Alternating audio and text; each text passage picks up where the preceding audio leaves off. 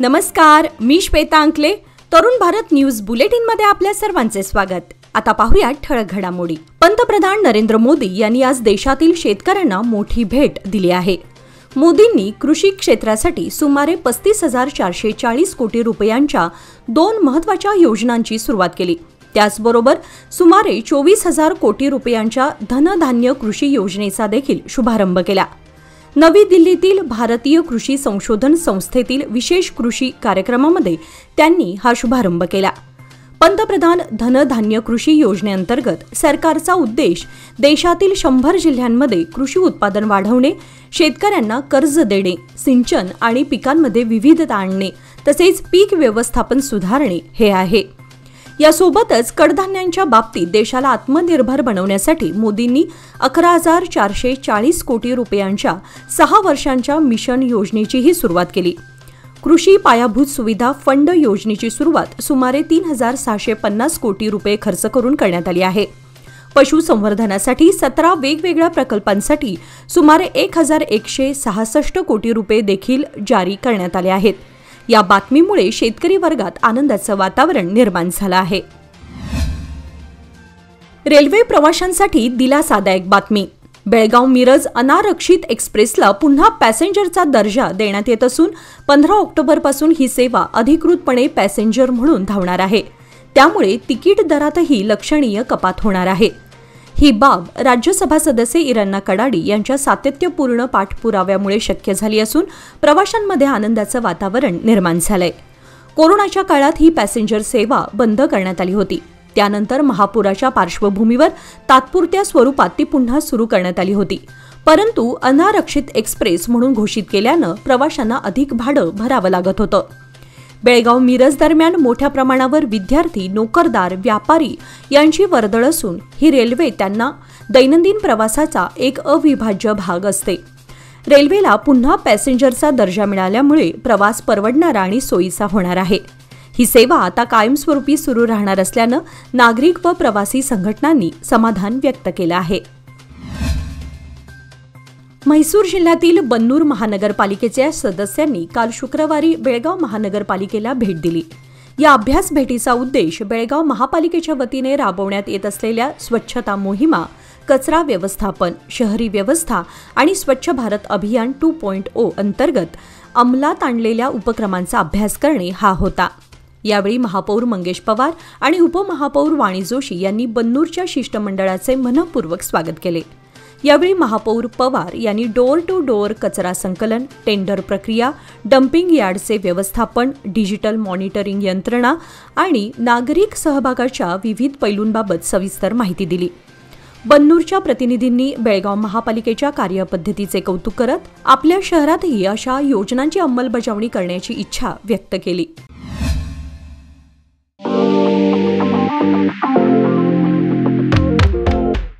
DK Herekar jewellers सादर करीत आहेत खडेबाजार बेळगावमधील आपल्या सुवर्णदालनाचा पहिला वर्धापन दिन आणि दसरा दिवाळी निमित्त खास बंपर ऑफर. दिनांक 22 सप्टेंबर ते 15 नोव्हेंबर पर्यंत. सोने चांदी खरेदी करा, मिळवा कुपन्स आणि जिंका नामांकित कंपनीची 2 व्हीलर स्कूटर, 55 इंची, 43 इंची, 32 इंची स्मार्ट टीव्ही, 300 लिटरचा fridge, washing machine, tab, oven, fan, mixer, इस्त्री आणि बरंच काही. बक्षिसांची लकी ड्रॉ सोडत रविवार दिनांक 16 नोव्हेंबर 2025 रोजी. मग वाट कसली पाहताय? आजच भेट द्या DK हेरेकर ज्वेलर्स, श्री विठ्ठल भवन, संयुक्त महाराष्ट्र चौकाजवळ, खडेबाजार बेळगाव, तसेच तेलीपटे गल्ली, शहापूर बेळगाव येथील आमच्या सुवर्णदालनाला. नियम व अटी लागू. निपाणी येथील नगरपालिका कार्यालयासमोर जुना PB रोडला लागून असलेल्या टायर दुकानाला शुक्रवारी रात्री 10च्या सुमारास भीषण आग लागल्यानं लाखोंचं नुकसान झालं. दरम्यान आगीचं नेमकं कारण समजू शकलेलं नाही. याबाबतची अधिक माहिती अशी की नगरपालिकेसमोर व्यापारी संकुलात उत्तम मधुकर जाधव यांच्या मालकीचे टायर विक्री व पंक्चर दुकान आहे. शुक्रवारी रात्री जाधव हे नेहमीचे काम आटोपून घरी गेल्यानंतर दुकानातील टायरनी पेट घेतल्याचं काही नागरिकांच्या निदर्शनास आलं. दरम्यान याची माहिती नागरिकांनी अग्निशमन दलाला दिली. त्यानुसार अग्निशमन दलाचे निरीक्षक YB Kaujalgi, CPI BS Talwar, शहर पोलीस ठाण्याचे शिवानंद कारजोड यांच्यासह पोलीस कर्मचारी यांनी घटनास्थळी भेट दिली. दरम्यान आग चांगलीच भडकल्याचं दिसून आलं. रात्री उशिरापर्यंत अग्निशमन दलाच्या कर्मचाऱ्यांनी मोठ्या शर्थीच्या प्रयत्नांनी आग आटोक्यात आणण्यासाठी प्रयत्न केला। या घटनेत कोणतीही जीवितहानी झाली नसली तरी मोठ्या प्रमाणात वित्तहानी झाली आहे। राज्यातील केएसआरटीसी, बीएमटीसी आणि अन्य परिवहन महामंडळांच्या कर्मचाऱ्यांनी पुन्हा एकदा आंदोलनाचा इशारा दिलाय। 15 ते 19 ऑक्टोबर दरम्यान उपोषणाच्या माध्यमातून आपल्या मागण्या मान्य करून घेण्यासाठी ते रस्त्यावर उतरणार आहेत। यामुळे राज्यभरात बस सेवा ठप्प होण्याची शक्यता निर्माण झाली आहे। कर्मचाऱ्यांनी याआधीही 5 ऑगस्ट रोजी आंदोलन पुकारलं होतं, परंतु कर्नाटक उच्च न्यायालयाच्या आदेशामुळे ते मागे घेण्यात आले। मात्र सरकारने अद्याप कोणतीही ठोस कार्यवाही केली नसल्यानं कर्मचाऱ्यांमध्ये तीव्र नाराजी आहे। 38 महिन्यांचा थकबाकी पगार तात्काळ देण्यात यावा, वेतन पुनर्रचना तातडीने करण्यात यावी, सेवा अटी व इतर सुविधा सुधारण्यात याव्यात या मागण्यांसाठी बेंगळूर, हुबळी, गुलबर्गा यासारख्या प्रमुख शहरांमध्ये 5 दिवसांचे उपोषण आंदोलन करणार आहे। त्यामुळे सामान्य प्रवाशांचे हाल होण्याची शक्यता आहे। कर्मचारी संघटनांनी सरकारकडे तातडीने चर्चेचा मार्ग स्वीकारावा अशी मागणी केली असून वेळेत तोडगा न निघाल्यास सदर आंदोलन आणखी तीव्र होण्याचा इशाराही परिवहन मंडळाकडून देण्यात आला आहे। शहरात वाहतूक सुरळीत ठेवण्यासाठी महानगरपालिका आणि पोलीस प्रशासनाने काही वर्षांपूर्वी वन वे पार्किंगचे नियम तसेच वाहतूक मार्गांवरील नियंत्रणासाठी विविध उपाययोजना राबवल्या होत्या। मात्र अलीकडच्या काळात हे नियम अक्षरशः धाब्यावर बसवले जात असून वाहतूक व्यवस्थेचा बोजवारा उडताना दिसत आहे। शहरातील किर्लोस्कर रोड, रामदेव गल्ली, गणपत गल्ली यासारख्या प्रमुख बाजारपेठेमध्ये वन वे रस्त्यांवरही सर्रासपणे वाहनचालक विरुद्ध दिशेने वाहने चालवताना दिसतात। विशेष म्हणजे या ठिकाणी पोलीस बंदोबस्त नसल्यानं वाहन चालकांमध्ये नियमांचं भय उरलेलं नाही। याशिवाय अनेक वाहन चालक दुतर्फा रस्त्यांवर आपली वाहने पार्क करत असून त्यामुळे वाहतूक कोंडी, अपघातांचा धोका आणि नागरी त्रास वाढतोय। स्थानिक नागरिक व व्यापाऱ्यांनी पोलीस प्रशासनाकडे वन वे नियम न पाळणाऱ्यांवर दंडात्मक कारवाई करण्याची तसेच वाहतूक नियंत्रणासाठी नियमित गस्त वाढवण्याची मागणी केली आहे। शिस्तबद्ध वाहतुकीसाठी प्रशासनाने कठोर पावले उचलण्याची गरज आता अधोरेखित होत आहे। केंद्र सरकारकडून मंजूर करण्यात आलेले विविध जनकल्याणकारी प्रकल्प जिल्हा पातळीवर प्रभावीपणे राबवावेत असे स्पष्ट निर्देश खासदार जगदीश शेट्टर यांनी अधिकाऱ्यांना दिले आहेत। जिल्हा पंचायत सभागृहात पार पडलेल्या जिल्हा विकास समन्वय आणि देखरेख समितीच्या 2025-26 या आर्थिक वर्षातील दुसऱ्या त्रैमासिक बैठकीत ते अध्यक्षस्थानावरून बोलत होते। खासदार शेट्टर म्हणाले की या प्रकल्पांची अंमलबजावणी करताना कोणतीही हलगर्जी खपवून घेतली जाणार नाही। एखादा अधिकारी निष्काळजीपणा दाखवत असेल तर त्याच्यावर कठोर कारवाई करण्यात येईल। शहरातील तलाव आणि उद्यानांच्या विकासासाठी केंद्र सरकारकडून वेळोवेळी निधी देण्यात येत आहे, मात्र त्याचा योग्य वापर न झाल्यास प्रशासनाला जबाबदार धरलं जाईल असंही त्यांनी स्पष्ट केलं। बैठकीत जिल्ह्यातील पायाभूत सुविधा, स्वच्छ भारत अभियान, जल जीवन मिशन, प्रधानमंत्री आवास योजना यासह विविध प्रकल्पांच्या प्रगतीचा आढावा घेण्यात आला। शहराच्या सौंदर्यात भर घालण्यासाठी बेळगाव महानगरपालिकेने उभारलेल्या स्वातंत्र्य सैनिकांच्या भित्तिचित्रावर समाज कल्याण विभागाकडून अवमान करण्यात आलाय। या भित्तिचित्रावर पोस्टर चिकटवून शासकीय मालमत्तेचं नुकसान आणि अनधिकृत जाहिरातींना प्रोत्साहन देण्याचं कृत्य केलं गेलं आहे। स्वातंत्र्य सैनिकांचा सन्मान करण्याऐवजी शासकीय विभागाकडूनच अशी बेफिकीर आणि अमानवीय कृत्य करण्यात आल्यानं नागरिकातून तीव्र संताप व्यक्त केला जात आहे।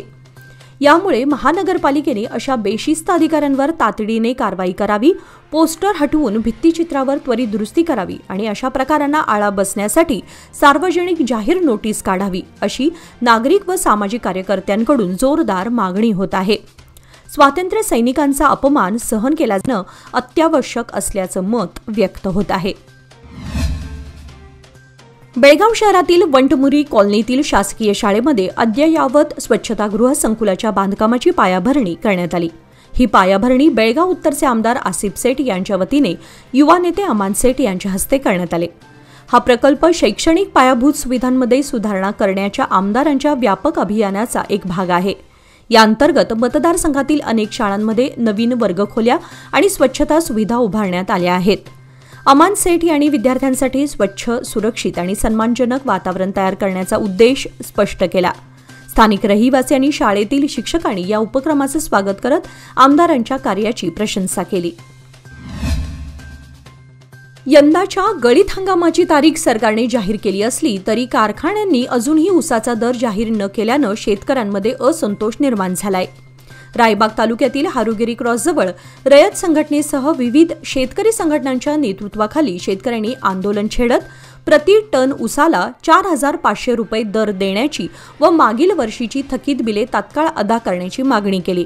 आंदोलकांनी बसवेश्वर सर्कलमध्ये ठिय्या मांडून कारखान्यांचे प्रतिनिधी आणि जिल्हाधिकारी येईपर्यंत आंदोलन मागे न घेण्याचा निर्धार व्यक्त केला. आंदोलकांची माहिती मिळताच जिल्हाधिकारी मोहम्मद रोशन यांनी आंदोलनस्थळी भेट देत शेतकऱ्यांकडून निवेदन स्वीकारले. शेतकऱ्यांच्या मागण्या मान्य करून 4 दिवसात कारखान्यांच्या प्रतिनिधींची बैठक घेऊन FRP, वजन काटे आणि इतर समस्या सोडवण्याचे आश्वासन देण्यात आले. यानंतर आंदोलकांनी तात्पुरते आंदोलन मागे घेतले. आंदोलनादरम्यान अतिरिक्त पोलीस अधीक्षक रामनगौडा बसरगी यांच्या नेतृत्वाखाली मोठा पोलीस बंदोबस्त तैनात करण्यात आला होता. यावेळी रयत संघाचे कर्नाटक राज्याध्यक्ष चुन्नाप्पा पुजारी, गौरवाध्यक्ष शशिकांत पडसलगी, राजू पोवार यांच्यासह जिल्ह्यातील विविध शेतकरी संघटनांचे प्रतिनिधी, शेतकरी उपस्थित होते. बेळगाव जिल्हा पोलीस प्रमुख कार्यालयाच्या आवारात सोमवारी नियमित पथसंचलनाचे आयोजन करण्यात आले. विभागाच्या वतीने दर आठवड्याला परेड घेतली जाते. मात्र गेल्या 2 आठवड्यांमध्ये दसऱ्याच्या सणामुळे परेड स्थगित झाली होती. यंदाच्या परेडमध्ये विविध शाखातील पोलीस अधिकारी आणि सहाय्यक पोलिसांनी सहभाग नोंदवला. कार्यक्रमादरम्यान जिल्हा पोलीस प्रमुखांनी उपस्थित अधिकाऱ्यांना आणि कर्मचाऱ्यांना शिस्त, वेळेचे काटेकोर पालन आणि शारीरिक तंदुरुस्तीचे महत्त्व विशद केले. त्यांनी स्पष्ट केले की परेड आणि नियमित व्यायामामुळे पोलीस दलाची एकूण कार्यक्षमता आणि दक्षता वाढीस लागते. परेडनंतर पोलीस दलाच्या कार्यक्षमतेत अधिक सुधारणा करण्यासाठी काही महत्त्वाच्या सूचना देण्यात आल्या. यामध्ये दैनंदिन कार्यपद्धतीत सुधारणा, नागरिकांशी प्रभावी संवाद साधणे तसेच आपत्कालीन परिस्थितीत जलद आणि सक्षम प्रतिसाद देण्यावर भर देण्यात आला. पथसंचलनादरम्यान अतिरिक्त जिल्हा पोलीस प्रमुख रामगौड बसरगी यांनी मानवंदना स्वीकारली. आकर्षक वाद्यवृंद आणि शिस्तबद्ध संचलनामुळे कार्यक्रमाने उपस्थितांची मने जिंकली. बेळगाव ग्रामीण मंडळात आत्मनिर्भर भारत संकल्प अभियान अंतर्गत आज शनिवारी एक विशेष कार्यशाळा आयोजित करण्यात आली होती. या उपक्रमाचा उद्देश नागरिकांमध्ये स्वावलंबनाची जाणीव निर्माण करणे आणि विविध योजनांची माहिती पोहोचवणे हा होता. कार्यक्रमाला मंडळ अध्यक्ष युवराज जाधव, चेतन पाटील, महेश मोहिते, अडिवेश अंगडी, श्वेता जगदाळे, मनोज पाटील आणि प्रदीप पाटील यांची उपस्थिती लाभली.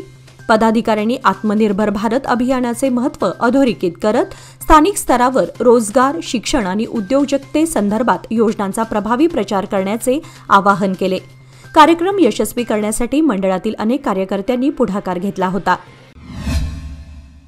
3 दशके विश्वासाची, 30 वर्षे लोकमान्याची. सादर आहे लोकमान्य आनंदोत्सव निवेश योजना. 30 महिन्यांच्या ठेवीवर 10.50% व्याज. ज्येष्ठ नागरिकांसाठी 0.5% अधिक माहितीसाठी आमच्या नजीकच्या शाखेला भेट द्या किंवा कॉल करा 180021245050. लोकमान्य, प्रत्येक पावलावर तुमच्या सोबत. फक्त सभासदांकरिता. नियम व अटी लागू.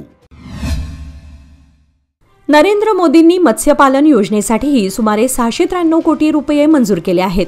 फूड प्रोसेसिंग उद्योगाला चालना देण्यासाठी सुमारे 800 कोटी रुपये खर्च केले जाणार आहेत. शेतकऱ्यांमध्ये नैसर्गिक शेतीचं महत्त्व वाढवण्यासाठी सरकार योजना देखील राबवत आहे. विशेष कृषी कार्यक्रमात भाग घेण्यापूर्वी मोदींनी विविध शेतकऱ्यांशी भेट घेतली आणि त्यांच्याशी कृषी क्षेत्रातील आव्हाने आणि या क्षेत्रातील सकारात्मक बदलांवर चर्चा केली. कर्नाटक वन विभागाच्या चिन्नारा वन दर्शन उपक्रमांतर्गत SB Horatti Karnataka public school यडहळ्ळी Mudhol येथील 50 विद्यार्थ्यांनी आज बेळगाव येथील कित्तूर राणी चन्नम्मा मिनी झू प्राणी संग्रहालयाला शैक्षणिक भेट दिली. या उपक्रमाचा उद्देश विद्यार्थ्यांमध्ये निसर्ग, वन्यजीव व पर्यावरण याविषयी जागरूकता निर्माण करणे तसेच प्रत्यक्ष निरीक्षणातून शिक्षणाला पूरक अनुभव मिळवून देणे हा आहे. विद्यार्थ्यांनी प्राणी संग्रहालयातील विविध प्राण्यांचे निरीक्षण केले तसेच त्यांच्या अधिवास, सवयी व संवर्धन प्रक्रियेबाबत सविस्तर माहिती मिळवली. बेळगाव प्राणी संग्रहालयातील वरिष्ठ अधिकारी आणि वन विभागाच्या मार्गदर्शनाखाली हा उपक्रम प्रभावीपणे राबवण्यात आला. बेळगावातील कित्तूर आणि चन्नम्मा मिनी झूमध्ये लवकरच अक्का कॅफे सुरू करण्याबाबत आज जिल्हा पंचायत सभागृहात महत्त्वपूर्ण बैठक पार पडली। या बैठकीत जिल्हा परिषदेचे मुख्य कार्यकारी अधिकारी राहुल शिंदे यांच्या अध्यक्षतेखाली तसेच उपवनसंरक्षक क्रांती NE यांच्या उपस्थितीत KRIDL विभागाच्या प्रस्तावावर सविस्तर चर्चा झाली। बैठकीत कॅफेच्या इमारतीचा आराखडा, संरचना आणि अंदाजी खर्च याबाबत सादरीकरण करण्यात आले। CEO राहुल शिंदे यांनी आराखड्याचे बारकाई निरीक्षण करत अधिकाऱ्यांना सूचना दिल्या की कॅफेची रचना पर्यटकांना आकर्षित करणारी असावी आणि त्यातून वन्यजीवन व निसर्गाचे सौंदर्य प्रभावीपणे अधोरेखित झाले पाहिजे।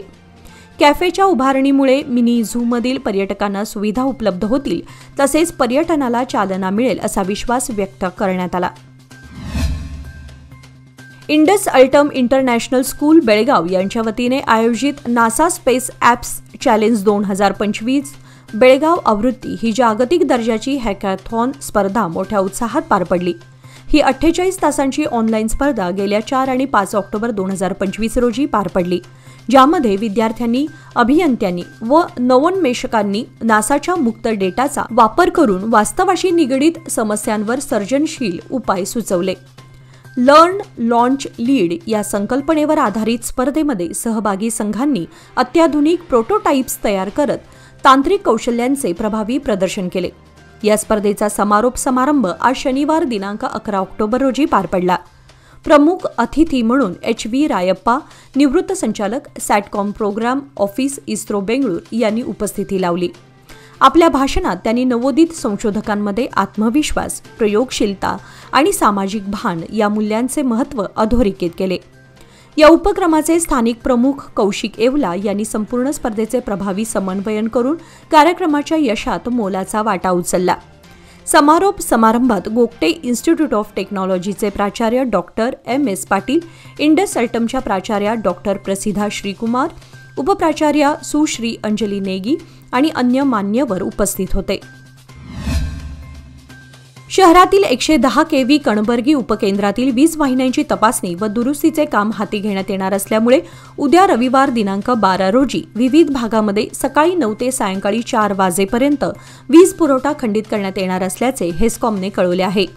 ऑटोनगर, कणबर्गी, रामतीर्थनगर, रेव्हेन्यू कॉलनी, रेणुकानगर, काकती, मुत्यानट्टी, बसवणकुर्ची तसेच ऑटोनगरच्या काही भागात काही काळ वीज पुरवठा खंडित होणार आहे, याची नागरिकांनी नोंद घ्यावी। म्हैसूर दसऱ्याच्या पार्श्वभूमीवर आयोजित करण्यात आलेला दसरा कंठीरवा केसरी 2025 कुस्ती स्पर्धेमध्ये बेळगाव ग्रामीण मतदारसंघातील कंगराळी KH येथील कुस्तीपटू कामेश पाटी यांनी अफलातून कामगिरी करत शौर्याचा झेंडा उंचावला। या स्पर्धेमध्ये प्रेम जाधव या कुस्तीपटूने देखील सुवर्णपदक पटकावत जिल्ह्याचं नाव मोठं केलं। या दोन्ही युवा खेळाडूंनी मैदानात केलेल्या दमदार कामगिरीची महिला व बालकल्याण मंत्री लक्ष्मी हेब्बाळकर यांनी दखल घेत त्यांचा सत्कार केला व भावी वाटचालीसाठी शुभेच्छा दिल्या। यावेळी मंत्री हेब्बाळकर म्हणाल्या की या स्पर्धेमधील त्यांची गौरवशाली कामगिरी बेळगाव जिल्ह्यासाठी अभिमानास्पद आहे। ग्रामीण भागातील मेहनत, शिस्त आणि जिद्द त्यांच्या या यशामुळे इतर युवकांनाही प्रेरणा मिळेल। तसेच त्यांनी बेळगाव तालुक्यातील इतर युवा कुस्तीपटूंना भविष्यातील स्पर्धांमध्ये सहभागी होण्याचं आवाहन केलं। या सत्कार समारंभात स्थानिक क्रीडाप्रेमी, प्रशिक्षक आणि गावकरी मोठ्या संख्येने उपस्थित होते। इंडियन मेडिकल असोसिएशन बेळगाव शाखेच्या 2025-26 या कार्यकालासाठी डॉक्टर हेमंत कौजलगी यांची अध्यक्षपदी निवड करण्यात आली असून आज त्यांनी अधिकृतपणे नवीन कार्यकारिणीचा पदभार स्वीकारला। यावेळी IMA बेळगावचे माजी अध्यक्ष डॉक्टर BB पुट्टी प्रमुख पाहुणे म्हणून उपस्थित होते।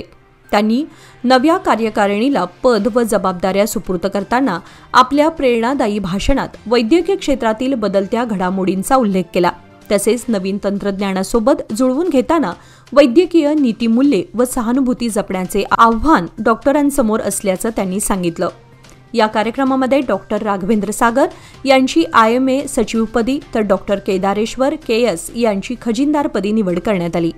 नवीन कार्यकारिणीच्या निवडीने IMA बेळगावच्या पुढील वाटचालीसाठी नव्या उमेदीचा सूर मिळाल्याची भावना वैद्यकीय वर्तुळातून व्यक्त होत आहे।